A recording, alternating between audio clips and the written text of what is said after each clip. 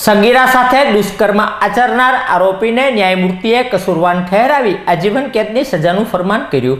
વર્ષ 2019માં સિહોરની 16 વર્ષીય સગીરા સાથે દુષ્કર્મ આચરનાર આરોપી મુકેશભાઈ હરિભાઈ મકવાણા વિરુદ્ધ ચોથા એડિશનલ ડિસ્ટ્રિક્ટ એન્ડ સેશન્સ કોર્ટના ન્યાયમૂર્તિ સમક્ષ કેસ ચાલતા સરકારી વકીલ વિજયભાઈ માંડલિયા અને વકીલ CM પરમારની અસરકારક દલીલો, આધાર પુરાવા, સાક્ષીઓની જુબાનીને ધ્યાને રાખી ન્યાયમૂર્તિ MP મહેતા સાહેબે આરોપીને કસૂરવાર ઠેરાવી આજીવન કેદની સજાનું ફરમાન કર્યું હતું।